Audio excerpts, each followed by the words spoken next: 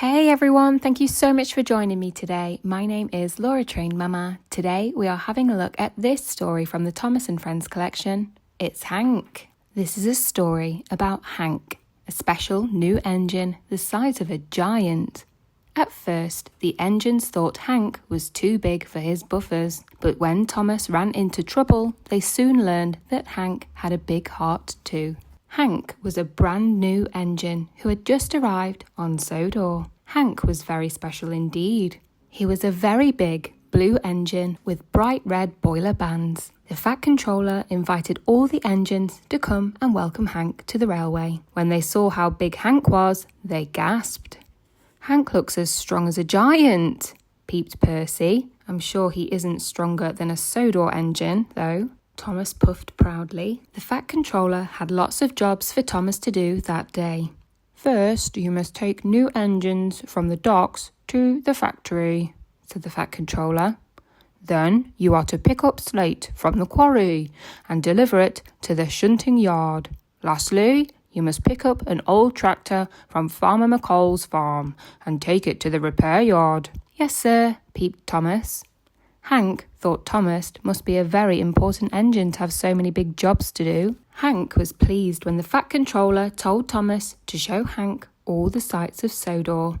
"You must be back by tea time for Hank's welcome party at Tidmouth," the Fat Controller said. "Hank is a very special engine."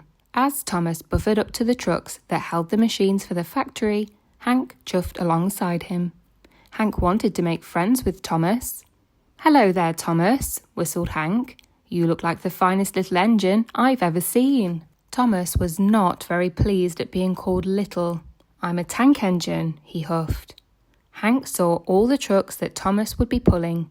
They looked very heavy. "Let me take those trucks for you," chuffed Hank, helpfully. "No, thank you," peeped Thomas.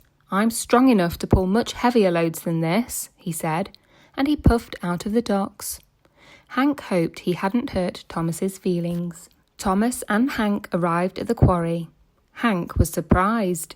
He was sure the Fat Controller had told Thomas to go to the factory first. "I'm going to pick up the slate trucks," Thomas huffed. Hank was worried. The slate trucks looked heavy too. "Hold your huffing, Thomas," smiled Hank. "Let big old Hank take those trucks for you." "No, thank you," puffed Thomas politely.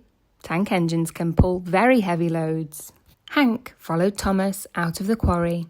Thomas was heaving and huffing. Handsome Hank gleamed as he chuffed down the tracks. But poor Thomas was puffing and panting. Hank saw children waving from the bridges. "Hello, Thomas," they called. "Good to see you," Hank whooshed happily. "My Thomas, aren't you going to whistle hello?" But Thomas didn't have quite enough puff. Thomas and Hank slowed at the farm, where Farmer McColl was waiting with the tractor on a flatbed trailer. Thomas was almost out of puff. "Hello, Farmer McColl," gasped Thomas. "This is Hank, the new engine on Sodor." "That's a mighty fine tractor you have," Hank whistled as it was coupled up to Thomas's trucks. Then he looked at Thomas. "Say, you look all puffed out. I'll take the tractor for you." But Thomas didn't want any help. Thomas huffed and puffed, but his wheels hardly turned as he tried to pull away. "Take the pressure off your pistons," Hank whistled kindly. "Couple me up." But Thomas would not let Hank help him. He struggled on, crossly. Thomas and Hank passed through a station. Some visitors waved at Thomas, but Thomas had no spare steam to whistle back at them. So Hank blew a loud, long whistle for them both, which made Thomas even crosser. Suddenly there was trouble. There was a flash and a fizz and a pop and a twang. The loaded train was too heavy for Thomas. He had cracked a cylinder and couldn't move at all. "Oh no," Thomas moaned. "Now the deliveries won't be made, and you won't be back in time for your welcome party, Hank. All because I'm not a really useful engine, or even a very strong one." Hank sighed. He was sad for his new friend. "I wanted to show you that I wasn't just a fine little engine," Thomas steamed softly.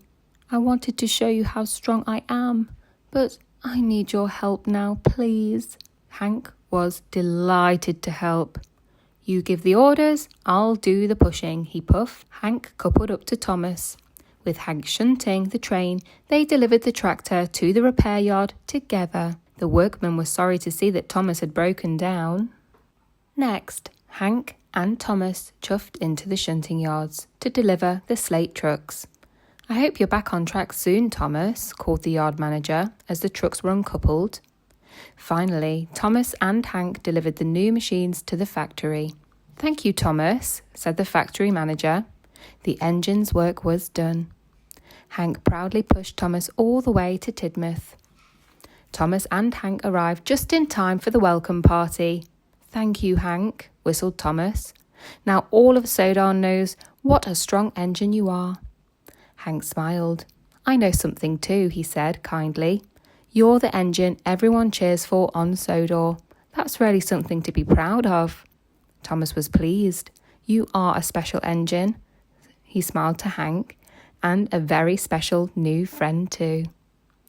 That brings us to the end of the story of Hank. I really hope that you enjoyed listening along with me today, and if you did, please don't forget to like the video, check your subscribe for future story notifications, and have a great day.